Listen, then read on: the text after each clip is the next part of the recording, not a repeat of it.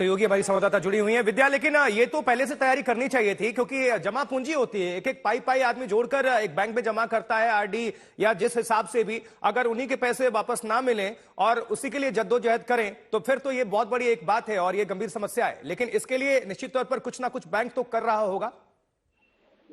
जी देखिए, बैंक अपनी तरफ से अभी ऑन स्लॉट, देखिए जैसी खबर लोगों तक पहुंच रही है तो लोग ज्यादा से ज्यादा इस वक्त अपनी जैसे इस ब्रांच में जिन लोगों के जो अकाउंट्स अगर आप देख लें, ये सारे लोग अपने पैसे के लिए ही यहाँ पर खड़े हैं और बैंक का यही कहना है कि उनको खुद नहीं पता था कि ये ऐसा होने आरबीआई करने वाली है, ये रेस्ट्रिक्शन देने वाली है, ये समस्या आने वाली ही है, उनको खुद नहीं पता था और इसी वजह से वो कस्टमर्स तक नहीं बता पाए। लेकिन फिलहाल ये बैंक में पहुंचे यानी कि स्वाभाविक कैश लेंगे, लेकिन आज के समय में यूपीआई है या ऑनलाइन ट्रांजैक्शन है, आप एक बैंक से दूसरे अकाउंट में ट्रांसफर कर सकते हैं, तो क्या इस बैंक से वो सुविधा भी बंद हो गई है? जी बिल्कुल, अभी इसमें कोई सुविधा नहीं है जो लोग कर सकते हैं। आइए लोगों से बात करते हैं।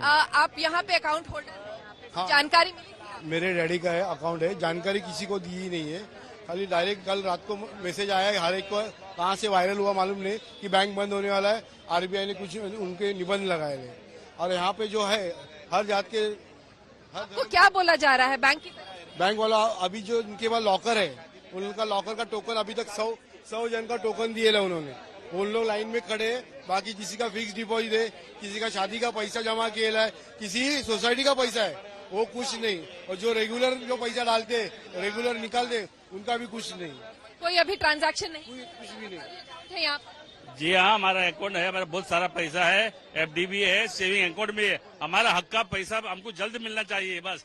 अब बैंक से क्या बात हुई? उस 3 महीने के बाद आइए, बाद में जवाब देंगे, अभी खुद जवाब नहीं मिलेगा आपको, ऐसे कह रहे बैंक वाले, न्यू इंडिया कॉर्पोरेट बैंक वाले।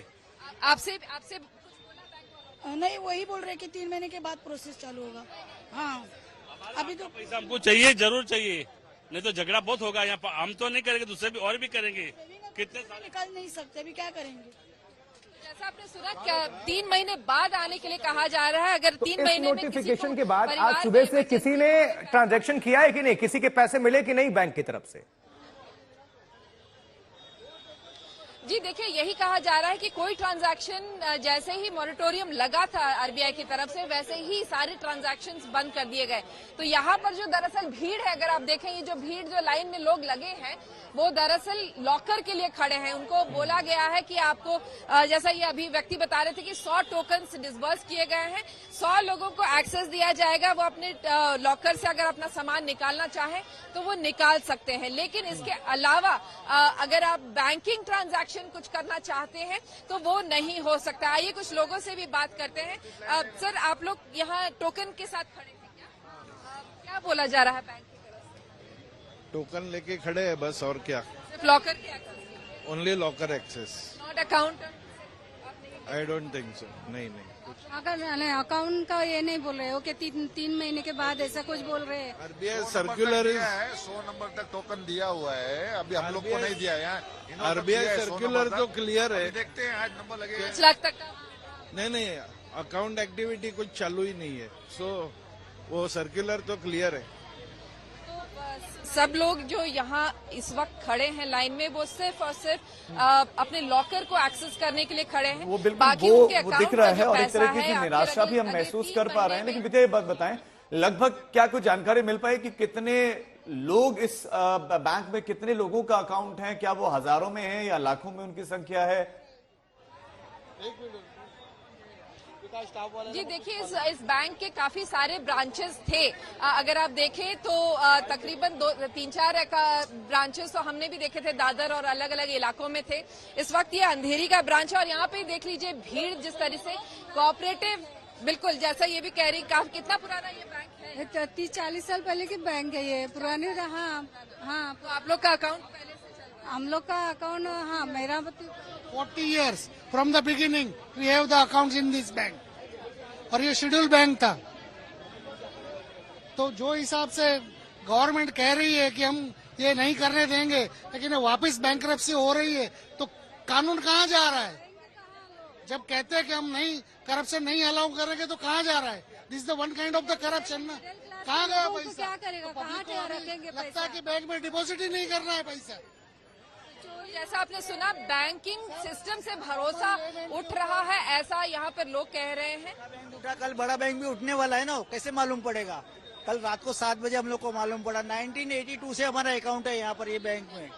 1982 में मैनेजर हमारी दुकान पे आया था, अकाउंट चाहिए करके। हम लोग ने यहाँ 1982 से हम लोग यहीं पे, तो भी ये लोगों ने ऐसा किया हमारे साथ। छोटे छोटे जो डिपॉजिटर्स हैं, जो अपने छोटे बिजनेसेस के पैसे जमा करते हैं, अपने हाउस होल्ड के पैसे जमा करते हैं, वो सारे पैसे इस वक्त लोगों के फंसे हुए हैं और इन सब के चेहरों पे वो चिंताएं नजर आ रही हैं कि आखिर किस तरीके से अगले 3 महीने तक काम चलेगा, क्योंकि आप 3 महीने तक तो पैसे नहीं निकाल सकते, ऐसा बैंक ने खुद ने कहा है। लेकिन विद्या, ये आरबीआई ने अगर निर्णय लिया तो एक दिन में तो लिया नहीं होगा, इसकी जांच भी चली होगी। लगभग कितनी जांच चली और एग्जैक्ट क्या क्या खामियां पाई गई कि इतना बड़ा निर्णय? क्योंकि आरबीआई को भी जानकारी है कि अगर लोगों का पैसा है और बड़ा अमाउंट उसमें होगा तो वो उससे बड़ी आबादी इंपैक्ट होगी, बड़ी आबादी पर असर पड़ेगा। देखिए, आरबीआई ये से पहला बैंक नहीं है। हर दिन हर समय कोई न कोई बैंक पर अपनी नजर बनाए रखती है, इन्वेस्टिगेशन उनके चलते रहते हैं। लोग भी अगर कुछ कंप्लेन करते हैं तो उस पर इन्वेस्टिगेट करते हैं कि आखिर किस तरीके से अगर यहाँ कोई फ्रॉडुलेंट एक्टिविटीज हो रही है किसी बैंक में तो किस तरीके से उससे निपटा जाए, वो कोशिश आप जुड़े रहिएगा। दोबारा आपका हम रुख करते हैं। हमारे साथ हमारी सहयोगी, हमारी संवाददाता करिश्मा भी जुड़ चुकी हैं। करिश्मा, दर्शकों को बताएं कि ये पूरा मामला क्या है और क्यों आरबीआई को ये एक्शन लेना पड़ा। लेकिन एक्शन लेने से पहले तैयारी भी होती है, क्योंकि इसमें चंद लोग होते होंगे जिन पर डाउट या शक होता होगा, लेकिन प्रभावित लाखों लोग हैं, तो ये एक परेशानी भी है।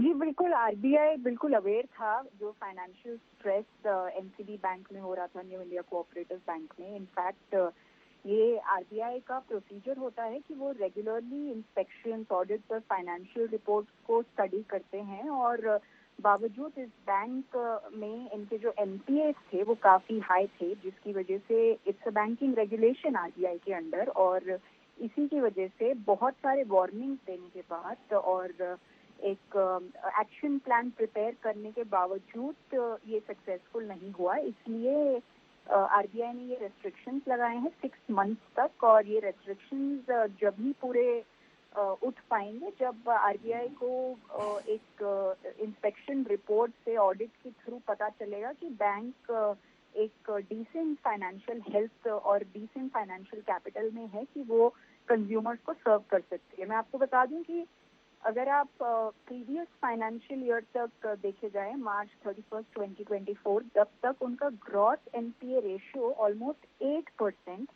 और नेट एनपीए रेशियो 5.43%, एनपीए का नॉन परफॉर्मिंग एसेट रेशियो। तो ये काफी हाई है और इन एलिवेटेड एनपीओ की वजह, एनपीए की वजह से बैंक का फाइनेंशियल हेल्थ बहुत बिगड़ जाता है। ठीक है करिश्मा, बहुत शुक्रिया आपका इस जानकारी के लिए। विद्या, आपका भी बहुत शुक्रिया इस जानकारी के लिए। यानी कि बैंक ने इतना लोन दिया कि वो पैसा वापस नहीं लौटा और उसके बाद से बट्टे खाते में उसको डाला गया और उसके चलते इतना बड़ा एक्शन लिया गया कि अब लोग आशुतोष परेशान हैं।